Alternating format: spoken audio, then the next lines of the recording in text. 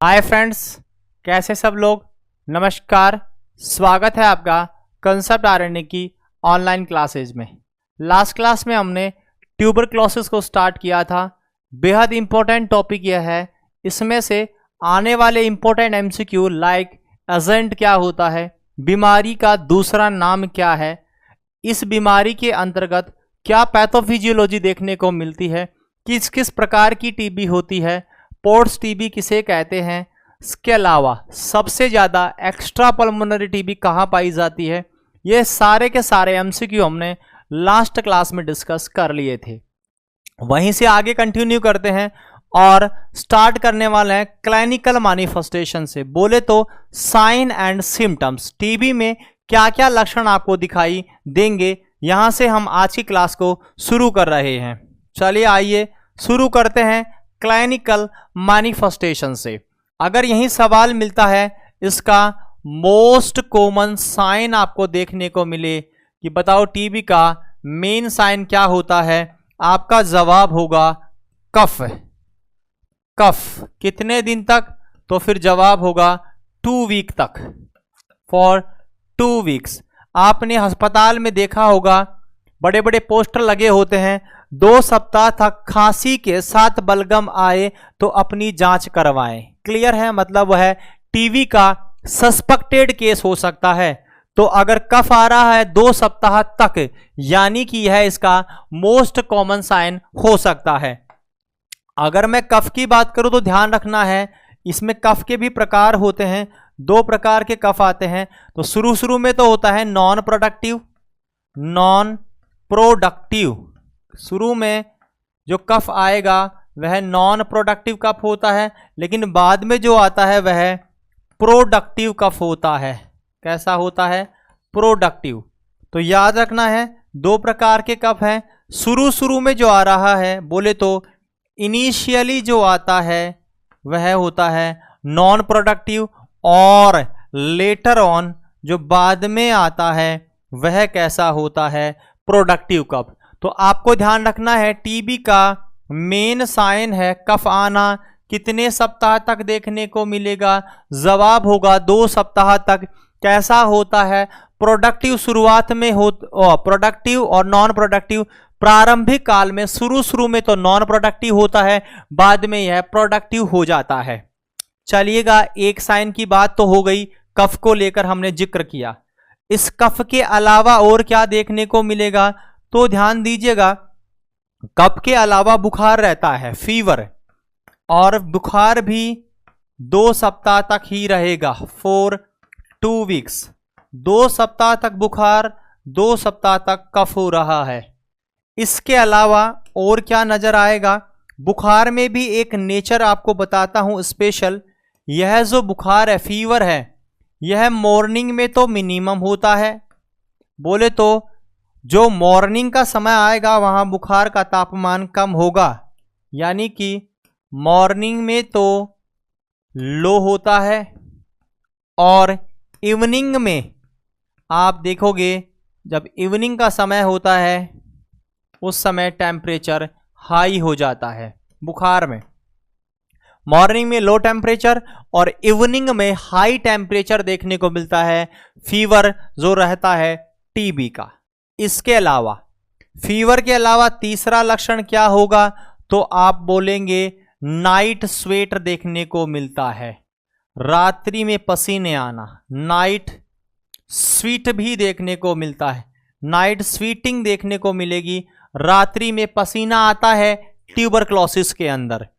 इसके अलावा आपको चेस्ट पेन हो सकता है डल नेचर का, तो याद रखना है डल चेस्ट पेन। चेस्ट पेन होगा लेकिन बहुत तेज नहीं, हल्का सा डल नेचर का चेस्ट पेन भी देखने को मिल सकता है। इसके अलावा और क्या आपको देखने को मिलेगा? तो आप बताएंगे इसके अलावा आपको फटीकनेस रह सकता है, वीकनेस देखने को मिल सकती है, वीकनेस देखने को मिलेगी, फटीक कमजोरी सी नजर आएगी, धीरे धीरे से वेट लॉस होता हुआ नजर आएगा, वजन में कमी यहां हो जाती है, इसलिए कंजप्शन डिजीज जिसे कहते हैं। लास्ट साइन एक नजर आता है डिस्निया, भी कुछ समय बाद आपको नजर आ सकता है। Dyspnoea, difficulty in breathing, difficulty in breathing, breathing में डिफिकल्टी भी नजर आ सकती है। लेकिन यह कैसा साइन है? आप बोलना है कि यह तो लेट साइन है। कैसा साइन है? बोलोगे लेट साइन है। तो लेट साइन में आपको डिस्निया देखने को मिल सकता है। यह सारे के सारे क्लिनिकल मैनिफेस्टेशन मैंने आपके सामने रखे हैं जो टीबी में नजर आ सकते हैं। You can see the one by one क्या क्या हो सकता है। Most common sign is cough for 2 weeks. शुरुआत में कब कैसा? नॉन प्रोडक्टिव, बाद में कैसा? प्रोडक्टिव। उसके बाद क्या होगा? बुखार हो सकता है, 2 सप्ताह तक ही बुखार मिलेगा। मॉर्निंग में तापमान कम होता है, संध्या काल में इवनिंग में तापमान ज्यादा हो जाता है। उसके बाद रात्रि में पसीना आता है, नाइट स्वेटिंग यहां देखने को मिलेगी। डल चेस्ट पेन रहेगा, डल नेचर का चेस्ट पेन रहता है। वीकनेस देखने को मिलती है, कमजोरी। फटीकनेस यहां देखने को मिल रहा है। वेट में कमी देखने को मिल रही है। और सबसे लास्ट में डिस्निया, बोले तो डिफिकल्टी इन ब्रीथिंग भी हमें देखने को मिल सकता है, जो एक लेट साइन देखा गया है ट्यूबरक्लोसिस में। इसी के साथ में साइन और सिम्टम लक्षणों वाला चैप्टर खत्म होता है, बोले तो क्लिनिकल मैनिफेस्टेशन। चलिएगा, लक्षण खत्म करने के बाद हम चलते हैं डायग्नोस्टिक इवैल्यूएशन पर। कौन कौन से आप टेस्ट यहां कर सकते हैं, ध्यान दीजिएगा। डायग्नोस्टिक इवैल्यूएशन, कौन कौन से टेस्ट हमें करने हैं। अब डायग्नोस्टिक इवैल्यूएशन में मैं बात करूं तो यहां कुछ पर्टिकुलर टेस्ट हम करते हैं। एक मैं हिस्ट्री आपके सामने लिख रहा हूं, उसमें सारे टेस्ट आप कर सकते हैं। फिर मैं इनमें बताऊंगा कि बेस्ट कौन सा है और कौन सा परफॉर्म होता है। जैसे आप एक टेस्ट कर सकते हैं, उसे हम कहते हैं sputum microscopy. Sputum microscopy, sputum microscopic examination यहां किया जाता है। दूसरा, यहां पर चेस्ट एक्सरे परफॉर्म होते हैं, चेस्ट एक्सरे यहां किए जाते हैं टीबी में। इसके अलावा आप यहां पर मॉन्टेक्स टेस्ट कर सकते हैं, मॉन्टेक्स टेस्ट यहां करते हैं। इसके अलावा क्वांटिफेरॉन गोल्ड टेस्ट, क्वेश्चन आता है टीबी में किया जाता है, क्वांटिफेरॉन गोल्ड टेस्ट यह भी परफॉर्म होता है। Quantiferon gold test,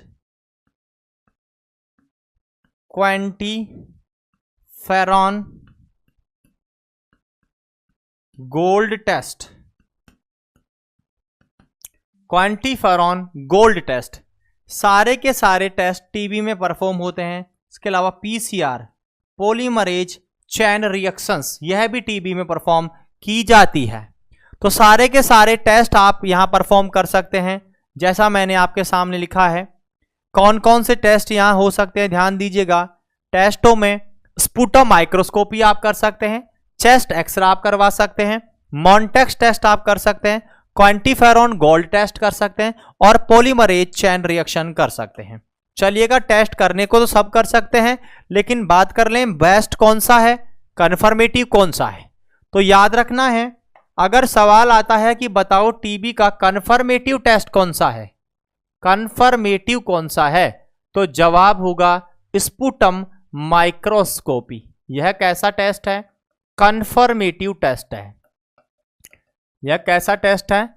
confirmative test होता है स्पूटम माइक्रोस्कोपी। चलिए दूसरी बात मैं कर लूं मॉन्टेक्स को लेकर। मॉन्टेक्स टेस्ट भी किया जाता है, लेकिन यह क्या बताता है, तो यह कन्फर्मेटिव टेस्ट नहीं है। यह क्या बताएगा आपको? यह इंडिकेट करता है प्रीवियस इन्फेक्शन को, इसे पहले इन्फेक्शन हुआ है क्या, इस बात को भी इंडिकेट करेगा। इसके अलावा इम्यून स्टेटस को इंडिकेट करता है, कहीं उसे बीसीजी की वैक्सीन तो लगी हुई है कि नहीं है, इस बात को इंडिकेट करता है मॉन्टेक्स टेस्ट।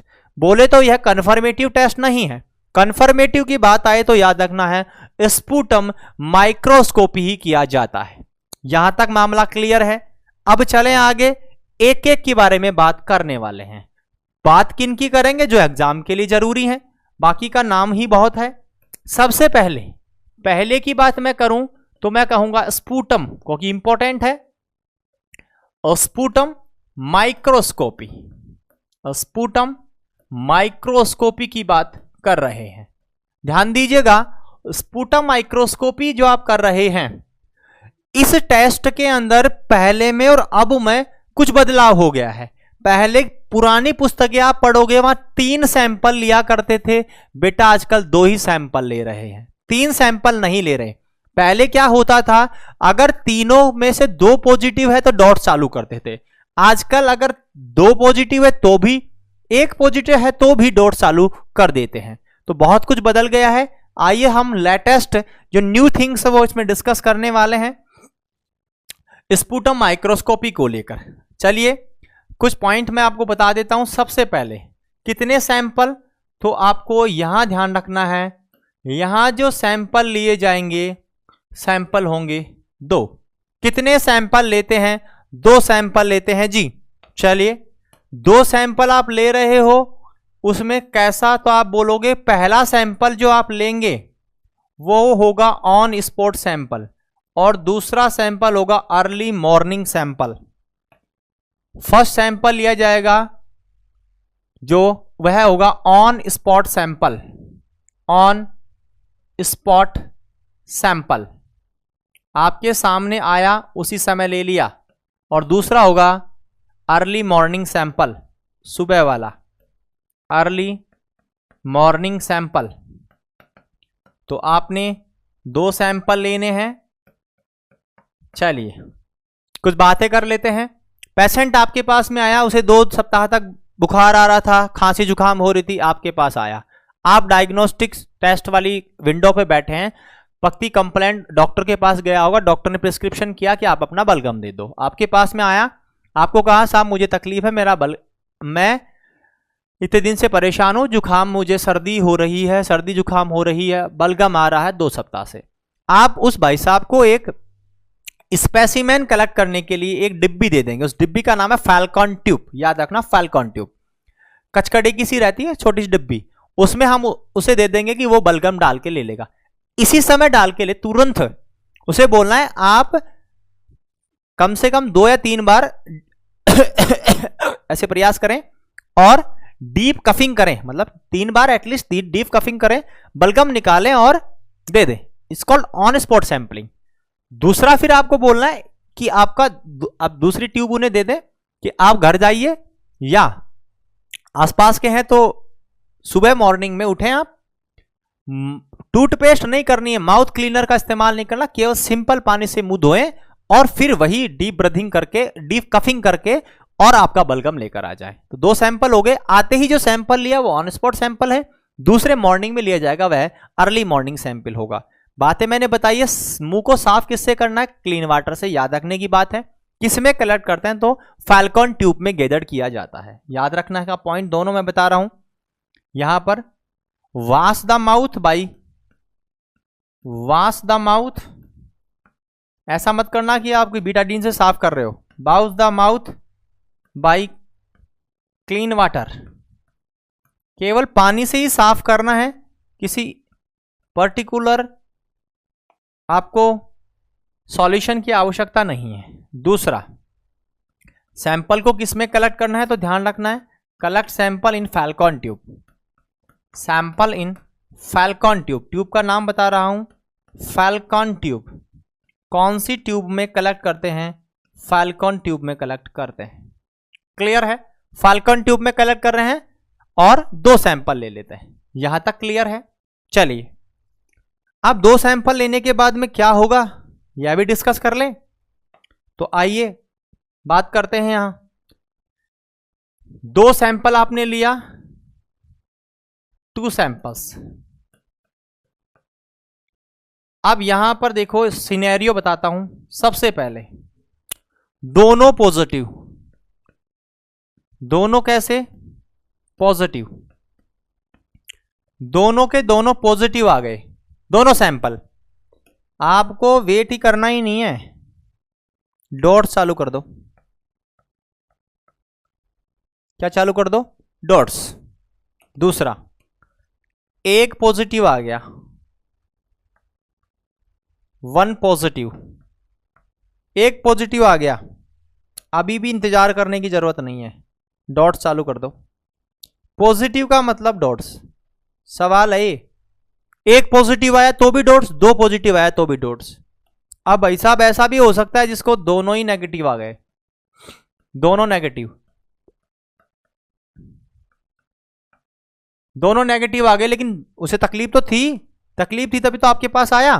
तो आप हो सकता है इसे सर्दी जुकाम हो, टीबी नहीं हो और कोई बात हो, तो एंटीबायोटिक दे दो इसे। तो आप क्या दोगे? प्रेस्क्राइब एंटीबायोटिक, डॉक्टर कर देगा। प्रेस्क्राइब एंटीबायोटिक्स, सर्दी जुकाम हो सकती है और कोई तकलीफ हो सकती है, तो एंटीबायोटिक दे दें 2 से 3 सप्ताह के लिए।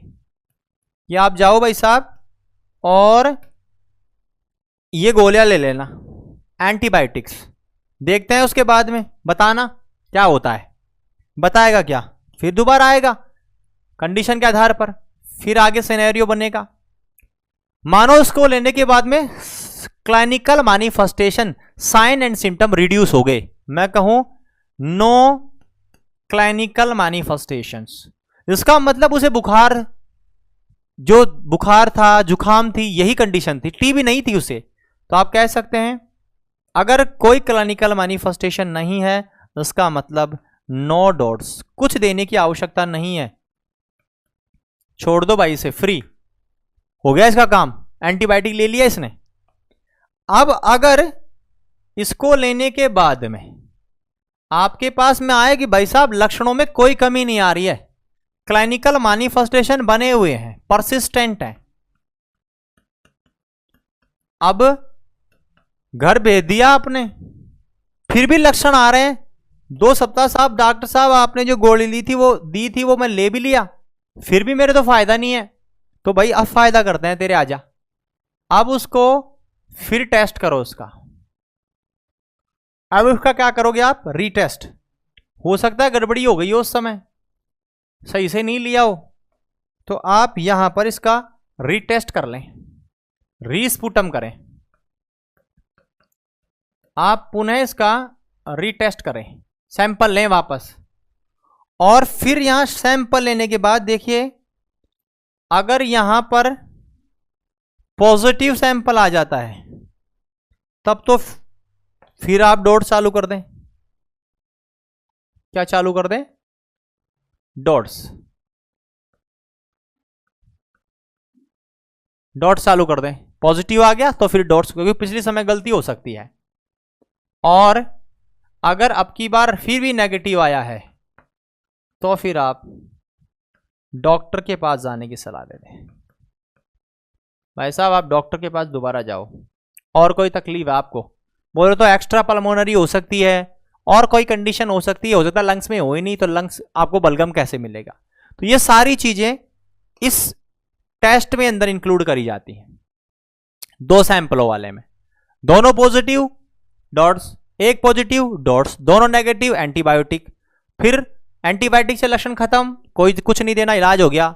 लक्षण बने हुए हैं तो फिर दोबारा टेस्ट करो, पॉजिटिव आ गया तो डोज दे दो, नेगेटिव आ गया तो डॉक्टर के पास भेज दो। क्लियर? यह तो मामला हो गया इसके डॉट्स का चालू करने के हिसाब से बता रहा हूं स्पुटम में। अब यहां पर जो स्पुटम की स्लाइड बनाते हैं वो देखो, आप स्टेनिंग करते हैं, जॉर्डन स्टेन, उसकी बात मैं कर रहा हूं। स्पुटम की स्लाइड, स्पुटम स्लाइड, और यह जो स्लाइड बनती है ना, यह स्लाइड होती है जॉर्डन झील नैन्सन स्टेन से, और इसे बोलते हैं acid fast bacillus, acid fast bacillus slides. चलिए इनका विवरण भी देख लेते हैं। एसिड फास्ट बेसिलस में क्या क्या आता है। तो सबसे पहले देखिएगा एक रेंज आएगी इसमें, उस रेंज के हिसाब से हम बात करने वाले हैं। एसिड फास्ट बेसिलाई जो है उसको ऑयल इमर्जन फील्ड में चेक करते हैं और उसी के आधार पर बात करते हैं। सबसे पहले पहली condition, no acid fast bacilli.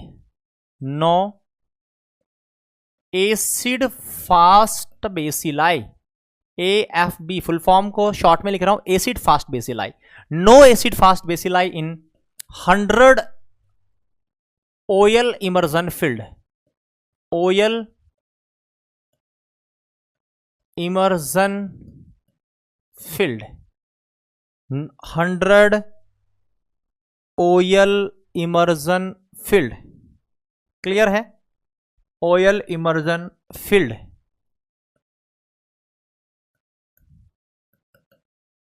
पहला है no acid fast bacilli in 100 oil immersion field.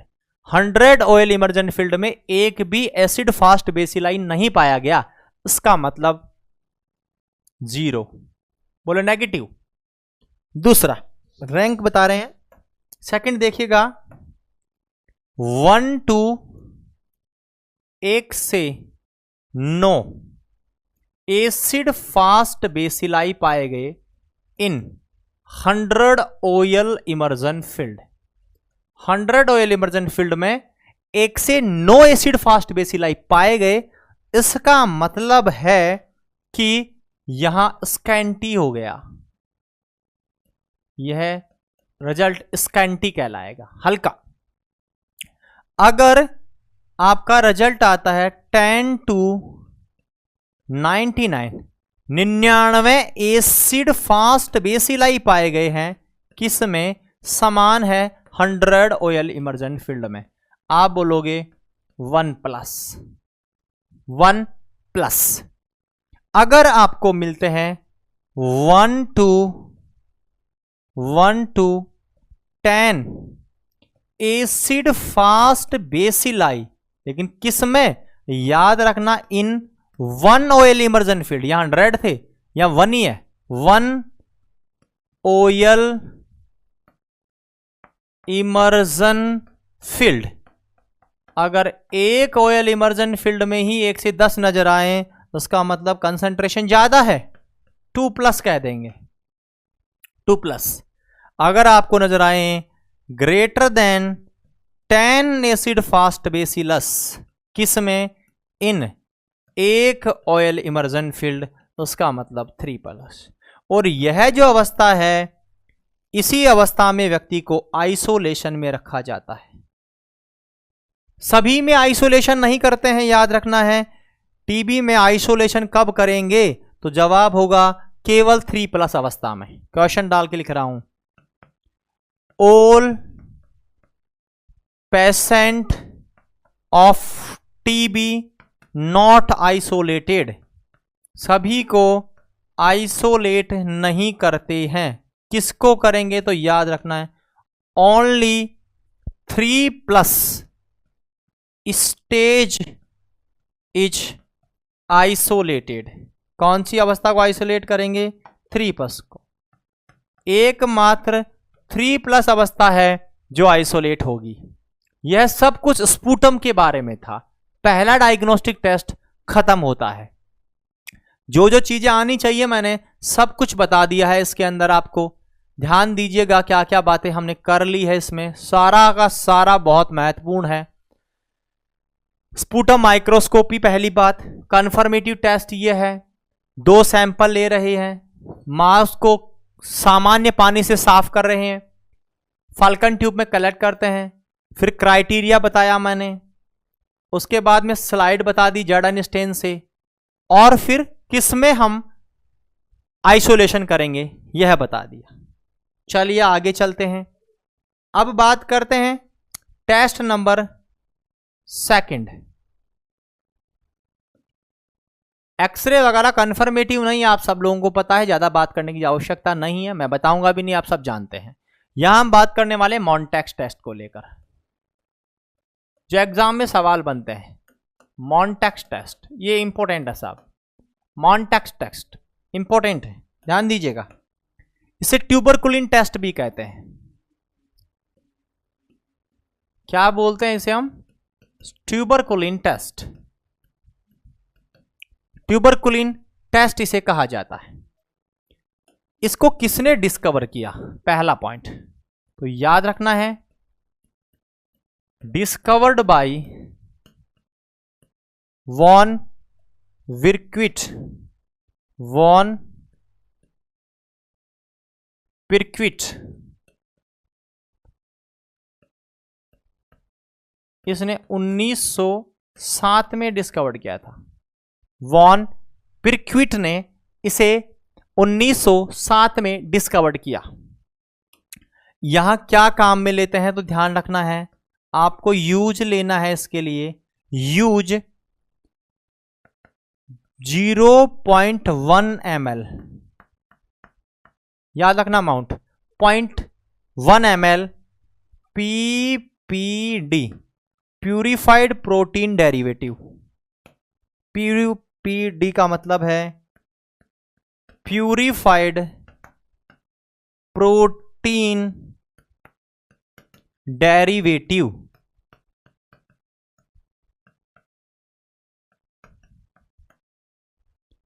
Purified protein derivative लेते हैं।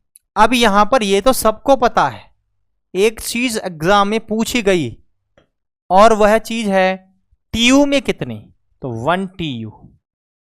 TU भी याद रखना, कितना TU होता है, यह 1 TU। अब TU का मतलब होता है ट्यूबरकुलिन यूनिट, तो कितनी TU, तो याद रखना है 1 TU। ट्यूबरकुलिन यूनिट कितनी होती हैं इसमें, तो जवाब देना है 1 TU। वॉन विर्क्विट के द्वारा 1907 में जो डिस्कवर टेस्ट था, जिसे हम मॉन्टेक्स टेस्ट कह रहे हैं, कन्फर्मेटिव नहीं है, हम बात पहले कर चुके हैं इस बारे में। इसमें 0.1 ml PPD purified protein derivative हम काम में लेते हैं और 1 TU इंजेक्ट करेंगे। रूट कैसा होगा तो ध्यान रखना है, इंट्राडर्मल रूट से इंसर्ट करते हैं। साइट कौन सी होगी तो याद रखना है inner aspect of four arm. कहां लेंगे? Inner aspect of four arm, inner aspect of four arm में आपको इंजेक्ट करना है। कितना एंगल, तो भाई 15 डिग्री एंगल पर इंसर्ट करते हैं। क्लियर?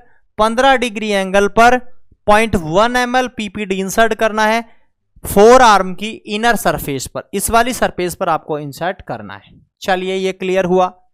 रिजल्ट देखो, सवाल आते हैं रिजल्ट पर और इसकी ड्यूरेशन पर।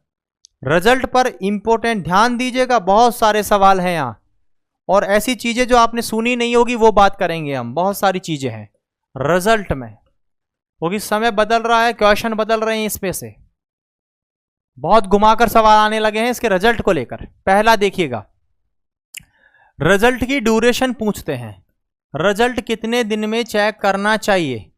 तो स्टैंडर्ड गाइडलाइन की बात करूं मैं तो याद रखना है 48 से लेकर 96 आवर में करते हैं। आपको बहुत सारी पुस्तकों में 72 मिलेगा, लेकिन के पार्क न्यू एडिशन पढ़ना, जो स्टैंडर्ड बुक है कम्युनिटी की, 48 to 96 आवर। हाँ, यहां पर एक जिक्र मिलेगा कि अगर समय बेस्ट पूछा जाए आपसे कि बेस्ट टाइम बताओ, तो फिर बोलना 72 आवर, सबसे बेस्ट है 72 घंटे, लेकिन 48 से 96 घंटे के दौरान कर सकते हैं रिजल्ट चेक। 72 घंटा सबसे बेस्ट है। चलिएगा, ये तो ड्यूरेशन की बात हो गई, लेकिन रिजल्ट तो चेक करें। रिजल्ट में भी लोचा है। पहली बात, अभी मैं नॉर्मल सिचुएशन की बात कर रहा हूं, कोई एबनॉर्मल कंडीशन नहीं है, नॉर्मल है सब कुछ। अगर लेस देन 5 mm का होता है रेडनेस या इंड्यूरेशन, इंड्यूरेशन का मतलब होता है चकदा बनना लाल लाल, कितना 5 mm से कम, इसका मतलब सीधा साधा है टेस्ट है नेगेटिव। कैसा है? नेगेटिव। टेस्ट कैसा?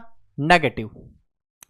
अगर बात करें 6 से लेकर 9 mm का बन जाता है चकदा। इसका मतलब टेस्ट है डाउटफुल। टेस्ट कैसा? डाउटफुल। टेस्ट कैसा? डाउटफुल। क्लियर है? डाउटफुल। अगर चकदा बनता है 10 mm से ज्यादा तो टेस्ट कैसा? जवाब होगा पॉजिटिव। चलो यह बात तो सभी पढ़ते हैं, और आजकल यहां से इस वाले पोर्शन में से इस चीज को लेकर सवाल आना ही बंद हो गया। पूछते ही नहीं है एग्जामिनर, क्योंकि ये तो सबको पता है। लेकिन हम आपको कुछ स्पेशल चीज यहां बता रहे हैं, वो आप याद रखना। सवाल यहां से आ रहे हैं आजकल। वो क्या है? देखो, पहला पॉइंट 5 mm और मोर। 5 mm और मोर, 5 और 5 mm से ज्यादा, वो फिर भी पॉजिटिव। 5 mm और 5 mm से ज्यादा और फिर भी आप पॉजिटिव काउंट कर रहे हो। किस में? सुनो कंडीशन, HIV में। HIV में। दूसरा, ऑर्गन ट्रांसप्लांट में। ऑर्गन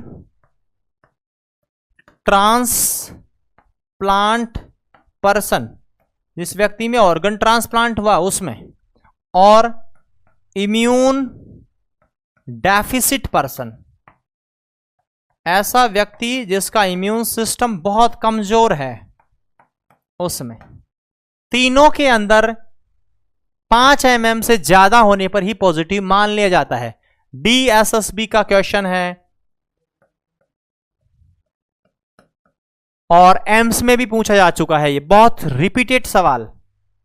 5 mm और जैसे ज्यादा पॉजिटिव कब? HIV, organ transplantation, immune deficit. चलिएगा, ध्यान दीजिएगा, इंपॉर्टेंट पहलू मैं बता रहा हूं।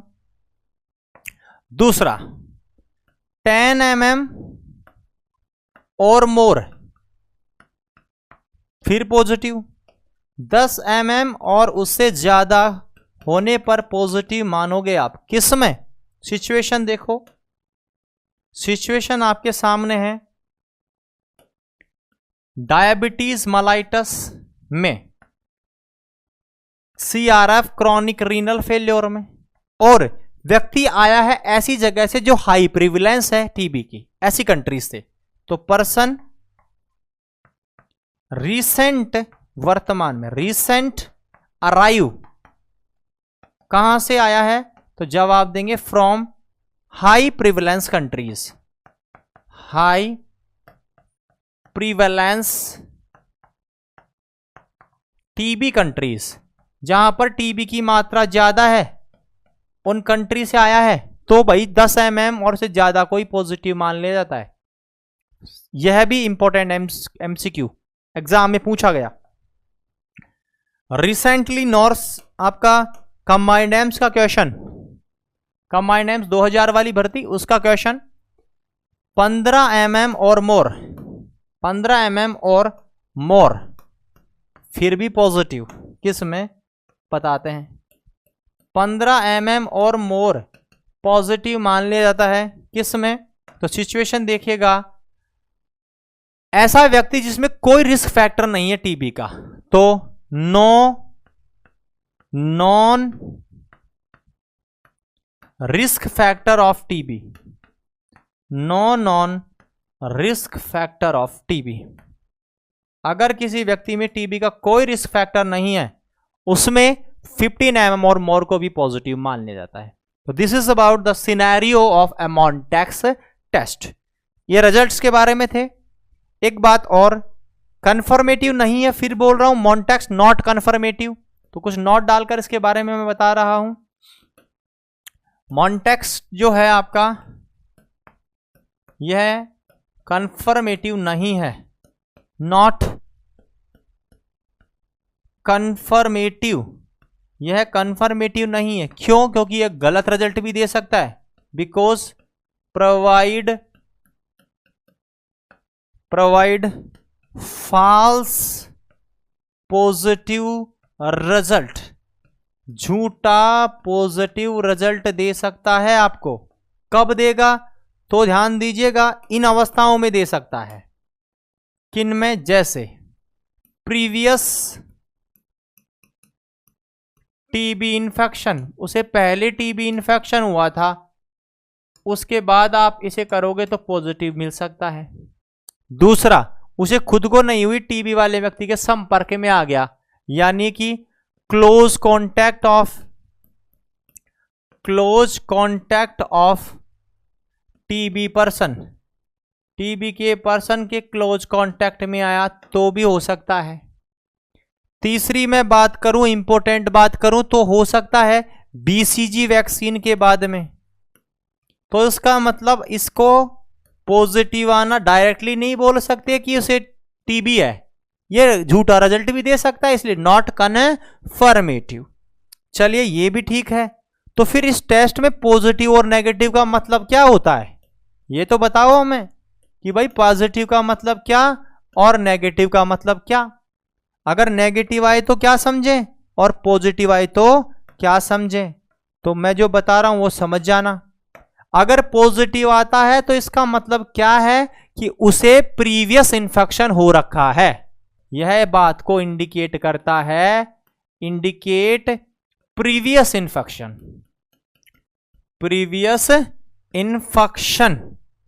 और वैक्सीनेशन, कि इसे टीकाकरण हो रखा है, इस बात को इंडिकेट करता है।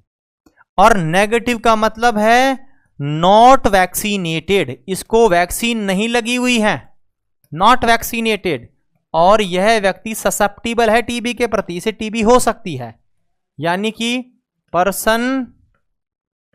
Person susceptible for TB, person susceptible for TB. जो स्टिक टेस्ट पढ़ा था तुमने डिप्थीरिया में, उसे जस्ट उल्टा है ये मॉन्टेक्स्ट, याद रखना। तो ये सारे के सारे points is related to the Mantoux जो हमने कवर किए हैं, एक बार देख लीजिए भी, इनको भी क्या क्या हमने पढ़ा है मॉन्टेक्स्ट से रिलेटेड। बहुत कुछ बताया है मॉन्टेक्स्ट के बारे में। शुरू करते हैं मॉन्टेक्स्ट को। वॉन पिरक्विट के द्वारा स्टार्ट किया गया था। किसने स्टार्ट किया? वॉन पिरक्विट ने। कब दिया?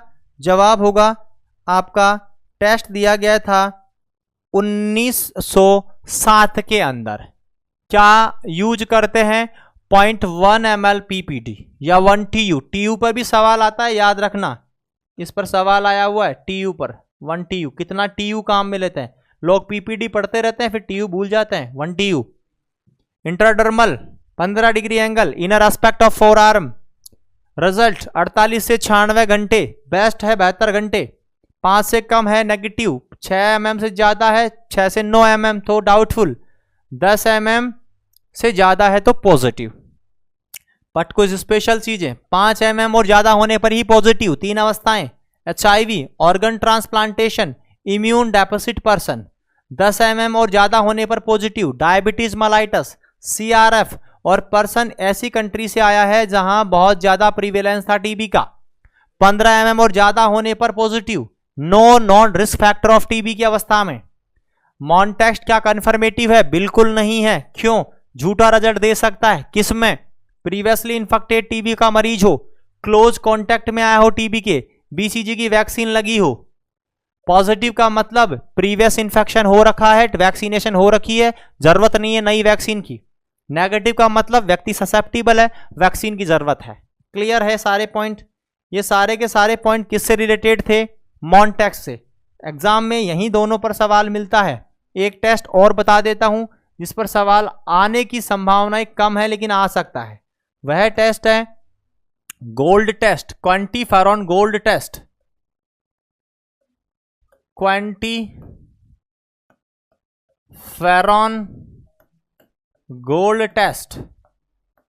क्वेश्चन याद रखना, गोल्ड टेस्ट किसमें करते हैं? टीबी में। इसमें होल ब्लड लेते हैं,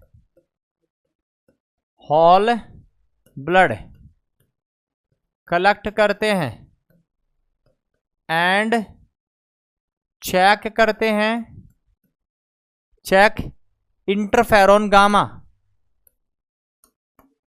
इंटरफेरॉन गामा, ये चेक करते हैं कितनी देर बाद में, 16 से 24 घंटे बाद में, आफ्टर 16 to 24 आवर। अगर इंटरफेरॉन गामा WBC निकालती है किसके उपस्थिति में, आपकी टीबी एंटीजन के विरुद्ध। याद रखना है, एक पॉइंट लिख रहा हूं मैं, ये आपको पता होना चाहिए इंटरफेरॉन गामा क्या है।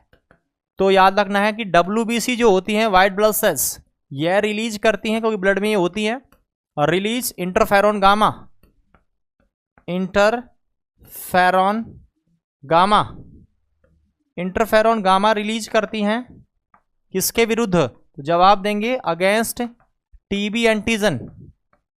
जो आपका टीबी एंटीजन है इसके विरुद्ध रिलीज करती हैं, और इसे ही आप चेक करते हैं। इसका मतलब अगर उसे इन्फेक्शन हुआ है तो उसकी ब्लड में गामा एंटीजन प्रेजेंट होगा, और अगर टीबी नहीं है तो प्रेजेंट नहीं होगा। क्लियर? रिजल्ट देखिएगा, रिजल्ट में क्या देखेंगे, 2 पॉइंट, इंटरफेरॉन गामा प्रेजेंट मतलब टीबी है, interferon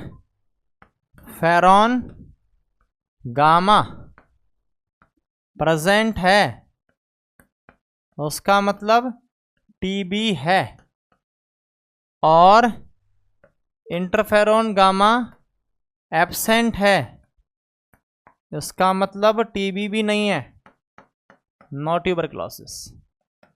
this is about the diagnostic evaluation of a TB. X ray आप जानते हैं, not confirmative test, Ghon complex check करते हैं, हल्का सा मैं बता चुका हूं। Polymerase chain reaction, abnormal DNA को चेक करते हैं, ये पहले भी बार बार आ चुका है। ये टेस्ट यहां परफॉर्म करते हैं। एग्जाम में 2 पर ज्यादा फोकस रखिएगा, मॉन्टेक्स्ट टेस्ट और स्पुटम कल्चर या स्पुटम माइक्रोस्कोपी वाला, इन दोनों पर ध्यान रखना है आपको, सवाल आने की पूर्ण संभावनाएं होती हैं। चलिए अब बात करें इलाज को लेकर। लास्ट, टीबी का इलाज, ट्रीटमेंट करना पड़ेगा। ट्रीटमेंट के लिए मैं बात करूं तो ध्यान रखना है, इसका जो ट्रीटमेंट आता है, इस ट्रीटमेंट में 2 प्रकार की दवाइयां हम काम में लेते हैं, फर्स्ट लाइन ड्रग और सेकंड लाइन। फर्स्ट लाइन, इन दवाइयों के बारे में आपने हल्का सा पढ़ लिया होगा पहले भी। कब? जब आपने पढ़ी थी आपकी फार्माकोलॉजी। कुछ पोर्शन मेरे द्वारा कवर होगा, स्पेशली फर्स्ट लाइन ड्रग ज्यादा महत्वपूर्ण है जो कम्युनिटी में पढ़ाई जाती है। सेकंड लाइन ड्रग एंटीबायोटिक्स है जो आप पढ़ ली हैं, मैं केवल उनका नाम और उनमें क्या रेजिमेन काम में लेते हैं केवल उन्हीं के बारे में बात करूंगा। क्लियर है? क्योंकि ये अधिकतर पोर्शन इसका फार्माकोलॉजी में भी पढ़ लिया जाता है, इसलिए बार बार रिपीट करने की आवश्यकता भी नहीं है। तो यहां देखते हैं हम फर्स्ट लाइन ड्रग्स, यहां सवाल भी आते हैं। First line anti tubercular drugs, याद रखना है इनका नाम है एंटी ट्यूबरकुलर ड्रग्स। ये सारे फर्स्ट लाइन ड्रग की हम बात कर रहे हैं। First line anti tubercular drugs वे दवाइयां जो फर्स्ट लाइन में आती हैं। 5 दवाइयों का नाम याद रखना है आपको, नाम मैं पहले लिख रहा हूं, फिर एक एक के बारे में बात करेंगे। सबसे पहले INH, आइसोनियाजिड, INH, इसे H के नाम से भी जानते हैं, HRZE, एच से इंडिकेट करता है। दूसरा R यानी तो रिफाम्बिसिन, HR। तीसरी Z, पायराजिनामाइड। नेक्स्ट E, इथम्बुटोल, और S, स्ट्रेप्टोमाइसिन। चलिए नाम लिख देता हूं,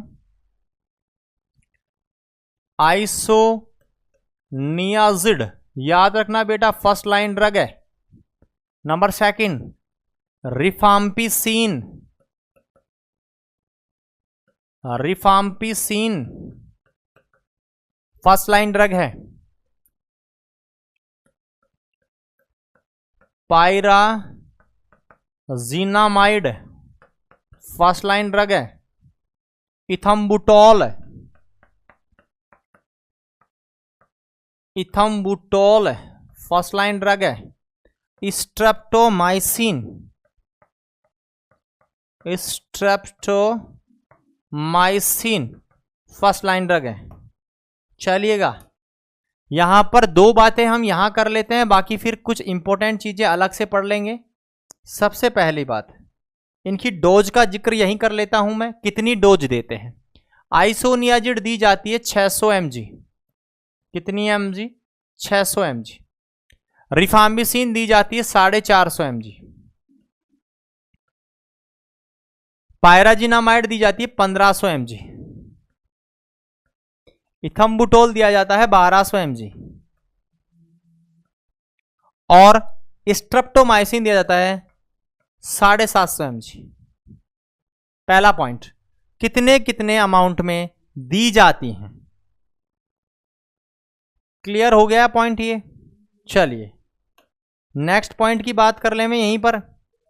दूसरा पॉइंट है बैक्टीरियोसाइडल कौन सी है और बैक्टीरियोस्टेटिक कौन सी है। तो याद रखना है यह है बैक्टीरियोसाइडल। आप जानते होंगे साइडल का मतलब है किल द माइक्रो ऑर्गेनिज्म, जो मारती है वह साइडल कहलाती है, जो ग्रोथ को रोकती है वह स्टेटिक कहलाती है। Bacteriocidal, bacteriocidal, bacteriocidal. यह वाली जो इथम्बुटोल है यह बैक्टीरियोस्टेटिक होती है। बैक्टीरियोस्टेटिक मतलब यह मारेगी नहीं, केवल ग्रोथ को रोकती है। और लास्ट वाली भी है बैक्टीरियोसाइडल। दो पॉइंट हमने एक साथ पढ़ लिए हैं कि डोज कितनी और बैक्टीरियोसाइडल कौन सी है, बैक्टीरियोस्टेटिक कौन सी है। एक याद रखना है इथम्बुटोल यह बैक्टीरियोस्टेटिक होती है, बाकी सारी बैक्टीरियोसाइडल है। कॉमनली याद रह जाएगा। नाम देख लीजिएगा, आइसोनियाजिड, रिफाम्बिसिन, पायराजिनामाइड, इथम्बुटोल, स्ट्रेप्टोमाइसिन। चलिए 1 by 1 पर आ जाते हैं। सबसे पहले बात करूं INH, बोले तो आइसोनियाजिड। क्लियर है। डोज और बैक्टीरियोसाइडल और बैक्टीरियोस्टेटिक की बात नहीं करूंगा। पहला पॉइंट, कौन से रूट से दी जाती है, तो आप ध्यान रखना ओरली रूट से दी जाती है। क्लियर है। दूसरा पॉइंट, यह जो आपकी है यह मोस्ट कॉमन या मोस्ट पावरफुल कह दीजिएगा, most powerful anti tubercular drug है। मोस्ट पावरफुल, प्रभावी, most powerful anti tubercular drug है। एनटीडी का मतलब है एंटी ट्यूबरकुलर ड्रग, यही है। इसको काम में लेते हैं प्रोफाइलैक्सिस के लिए। याद रखना है यही काम आती है, use for TB prophylaxis, TB के बचाव के लिए, प्रोफाइलैक्सिस के लिए। जैसे घर में किसी को हो गई तो बाकी परिवार वालों को भी देते हैं। प्रोफाइलैक्सिस के लिए क्या काम मिलेंगे, यही काम मिलेंगे। कितनी, तो 5 mg पर kg के हिसाब से, 5 mg पर kg के हिसाब से लेते हैं। प्रोफाइलैक्सिस डोज की बात कर रहा हूं, आइसोनियाजिड की। क्लियर है। चलिए आगे देखिएगा आइसोनियाजिड के बारे में ही। आइसोनियाजिड जो है इसका साइड इफेक्ट क्या है, तो मोस्ट कॉमन इसका साइड इफेक्ट होता है नंबनेस। क्या होता है, नंबनेस, नंबनेस कोज करता है। लेकिन एक इंपॉर्टेंट साइड इफेक्ट नजर आता है, वह है पेरिफेरल न्यूराइटिस। पेरिफेरल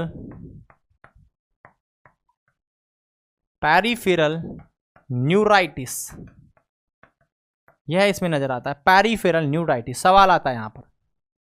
इसके लिए, इसके बचाव के लिए याद रखना है, इसे हर बार साथ में दिया जाता है विटामिन B6 का। क्वेश्चन आता है इसके लिए। पेरिफेरल नर्व टॉक्सिसिटी या न्यूराइटिस, पेरिफेरल न्यूरल टॉक्सिसिटी से बचाव के लिए इसे दिया जाता है किसके साथ में, तो आपको बोलना है always given with vitamin B6, बोले तो पायरिडॉक्सिन। पायरिडॉक्सिन के साथ देते हैं ताकि यह कम हो सके, इसे घटाने के लिए। पेरिफेरल न्यूराइटिस या पेरिफेरल न्यूरोपैथी को घटाने के लिए इसे पायरिडॉक्सिन के साथ दिया जाता है। This is over all things of the isoniazid. खत्म होती है। चलिए आइसोनियाजिड के बाद बात करूं दूसरे नंबर पर रिफाम्पिसिन। रिफाम्पिसिन जो है यह दी जाती है ओनली ओरल रूट से, याद रखना है ओनली ओरल, नॉट पैरेंट्रली। इसे पैरेंट्रली दे ही नहीं सकते, नॉट पैरेंट्रली, पैरेंट्रली रूट से नहीं दी जाती है यह। आगे देखिएगा और क्या ध्यान रखना है इसमें, आपका रिफाम्पिसिन जो है यह वह दवाई है जो देने के बाद में कुछ कॉमन चीजें आपको देखने को यहां मिलेगी। स्पेशली मैं बात करूं इसकी डोज को लेकर, तो इसकी डोज होती है 10 mg पर केजी। लेकिन अगर वेट किसी व्यक्ति का 60 से ज्यादा है, क्या अगर वेट ग्रेटर देन 60 kg है, तो याद रखना है ऐड करना है आपको एक्स्ट्रा कितनी 150 mg, एक्स्ट्रा 150 mg। मतलब उसमें व्यक्ति में डोज 10 mg तो है ही, साथ में कितनी जोड़ दो 150 mg और जोड़ दो 10 mg के साथ में। तो ये बात हो गई। नेक्स्ट भाई इसे एम्पटी स्टोमक देना पड़ेगा, तो याद रखना है टेक एम्पटी स्टोमक। खाली पेट दी जाती है ये, कहने का मतलब 1 आवर बिफोर खाना, खाना खाने के 2 घंटे पहले, और 2 आवर आफ्टर मील, खाना खाने के 2 घंटे बाद में दी जाएगी रिफाम्पिसिन। कॉमन साइड इफेक्ट, बहुत कॉमन, बहुत बार आ चुका है एग्जाम में, डार्क ऑरेंज कलर यूरिन। पहले बता देते हैं, डार्क ऑरेंज कलर यूरिन कोज करता है भाई साहब, ये नोजिया भी कोज कर सकता है, वॉमिटिंग भी कोज कर सकता है। This is all about the your rifampicin. क्या क्या बातें करी देखो। रिफाम्पिसिन ऑरली नॉट पैरेंटरली, डोज है 10 mg पर केजी के हिसाब से, वेट 60 kg से ज्यादा है तो 150 mg एक्स्ट्रा जोड़ देंगे। एम्पटी स्टोमक दी जाएगी 1 घंटे पहले या 2 घंटे बाद खाने के। साथ में डार्क ऑरेंज कलर का यूरिन या नोजिया हमें देखने को मिल सकता है। क्लियर है पॉइंट। चलिएगा नेक्स्ट हम बात करते हैं आपकी जिस ड्रग रेजिमेन की बात मैं कर रहा हूं वो है आपका रिफाम्पिसिन के बाद में पायरिजिनामाइड। नाम मैं सबका बता चुका हूं। तीसरे नंबर पर है पायराजिनामाइड, जेड से इंडिकेट करते हैं। जो पायराजिनामाइड है आपकी, इस पायराजिनामाइड को याद रखना है नॉट यूज लॉन्ग टाइम के लिए, लॉन्ग टाइम, क्योंकि क्या कोज करेगी, हिपेटोटॉक्सिसिटी, कॉज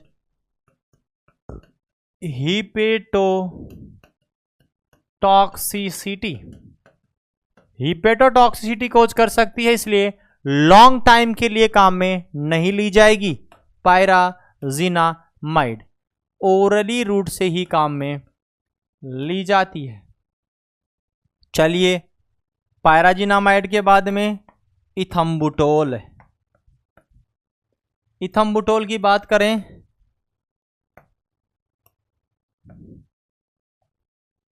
इथम्बुटोल जो आपका है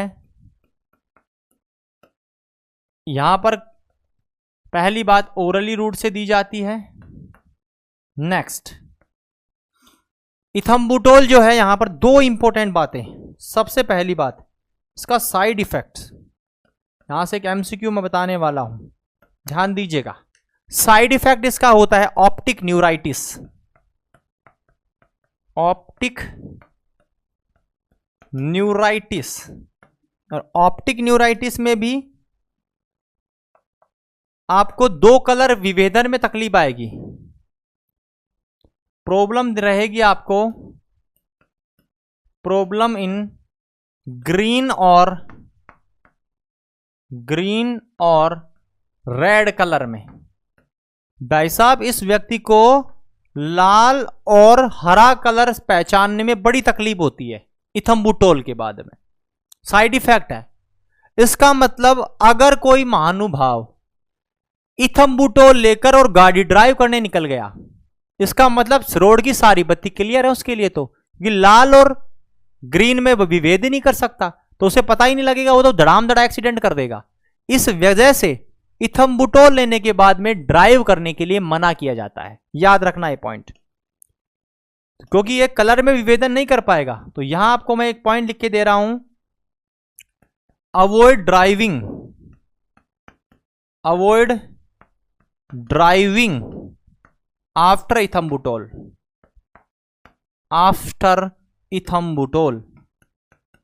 इथम्बुटोल लेने के बाद में उस महानुभाव को गाड़ी चलाने के लिए मना कर देंगे। क्यों? एक्सीडेंट कर देगा। सामने लिखा है कारण, क्योंकि ग्रीन और रेड कलर में विभेद ही नहीं कर पा रहा। ये दो ही तो कलर होते हैं जो बत्तियों पर पाए जाते हैं, दोनों ही उसके लिए तो साफ हैं, तो समस्या बढ़ जाएगी। इसका मतलब कहने का मेरा क्या है कि अगर यही स्थिति बनी रही तो यह तो एक्सीडेंट पे एक्सीडेंट कर देगा। चलिएगा आगे बात करते हैं इथम्बुटोल की। एक और बात, यह कॉन्ट्रा इंडिकेटेड है छोटे बच्चों में। Contra indicated below 6 year child. 6 साल से छोटे बच्चों में यह कॉन्ट्रा इंडिकेटेड है। यह बात हो गई इथम्बुटोल को लेकर। नेक्स्ट बात करते हैं, लास्ट आती है 5वें नंबर पर स्ट्रेप्टोमाइसिन। यह एकमात्र ऐसी फर्स्ट लाइन ड्रग है जो कॉन्ट्रा इंडिकेटेड है प्रेगनेंसी में। सवाल आता है कि कौन सी दवाई ऐसी है फर्स्ट लाइन में जो कॉन्ट्रा इंडिकेटेड है प्रेगनेंसी में। कॉन्ट्रा इंडिकेटेड इन प्रेगनेंसी, जवाब दे देना स्ट्रेप्टोमाइसिन। दूसरी, भाई इसकी फॉर्म इंजेक्टेबल फॉर्म है। ये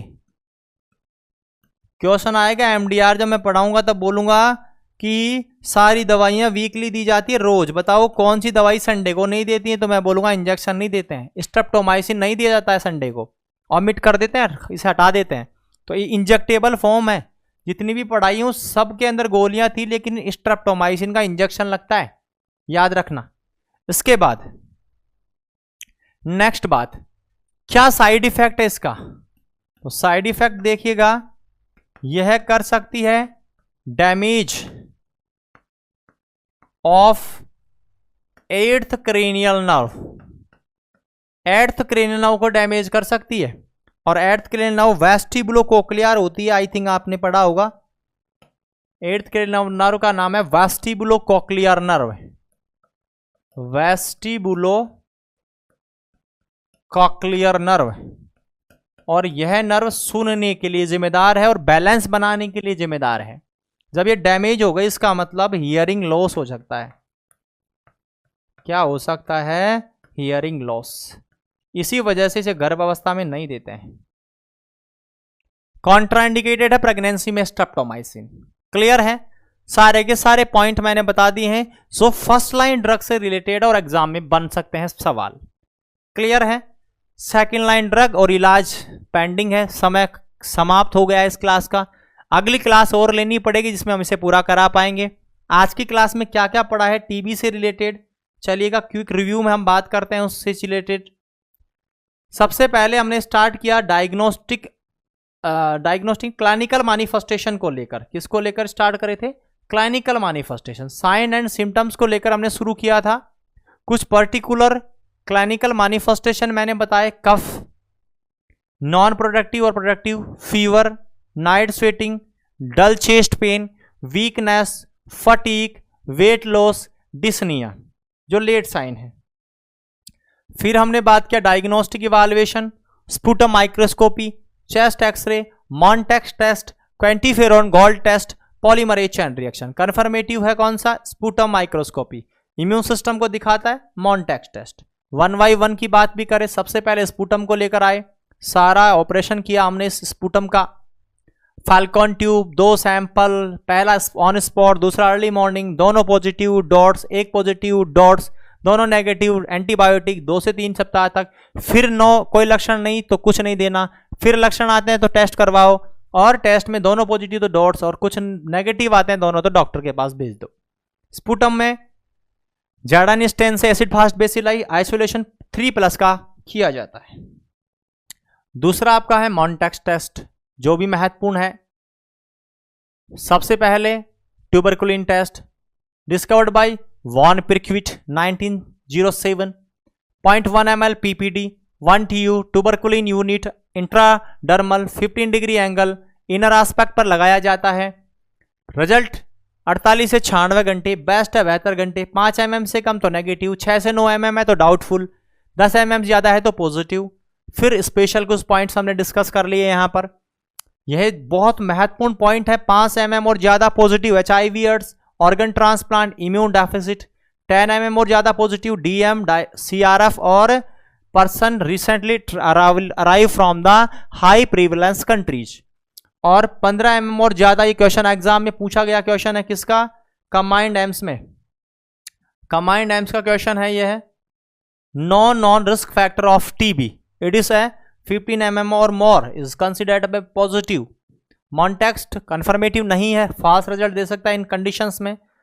पॉजिटिव का मतलब है वैक्सीन हो रखी है, इम्यून सिस्टम रेडी है इसका, पहले इन्फेक्शियस एजेंट बॉडी में एंटर किया हुआ है।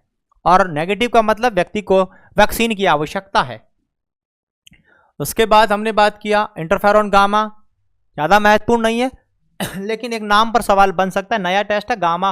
बोल सकते हैं कि गोल्ड टेस्ट किस में किया जाता है, तो याद रखना है TB में करते हैं, और इसमें इंटरफेरॉन गामा चेक करते हैं जो WBC के द्वारा निकलती है। फिर हमने दवाइयों पे आए, फर्स्ट लाइन बहुत महत्वपूर्ण दवाइयां हैं, यही दवाइयां इंपॉर्टेंट एग्जाम में। देखो TB वाली दवाइयां, डिजॉक्सिन, आपकी लिथियम, में 4-5 कुछ पर्टिकुलर दवाइयां जहां पर सवाल बहुत बनते हैं। यहां पर आइसोनियाजिड, रिफाम्बिसिन, पायराजिनामाइड, इथम्बुटोल, स्ट्रेप्टोमाइसिन। डोजेज सामने है 600, 450, 1500, 1200 और 750। सारी बैक्टीरियासाइडल हैं, एक बैक्टीरियोस्टेटिक है। देखो स्टेटिक का मतलब है ग्रोथ को रोकना, prevent growth of bacteria, bacteriostatic, kill the bacteria, bacteriocidal. Clear है? दोनों पॉइंट भी ध्यान रखना है आपको, मैंने मेंशन नहीं किए लेकिन बता दिए हैं। इसका मतलब है बैक्टीरियोसाइडल शब्द का मतलब होता है किल द बैक्टीरिया, जो बैक्टीरिया को मार दे वह कहलाती है बैक्टीरियोसाइडल। और स्टेटिक का मतलब होता है प्रिवेंट ग्रोथ, जो उसकी वृद्धि को रोके, मारे नहीं, केवल ग्रोथ को रोक दे, बढ़ने नहीं दे वैसे। प्रिवेंट ग्रोथ ऑफ बैक्टीरिया, अगर बैक्टीरिया की ग्रोथ को रोका जा रहा है तो स्टेटिक, और मारा जा रहा है तो साइडल। क्लियर है? चलिए फिर हमने बात की 1 by 1।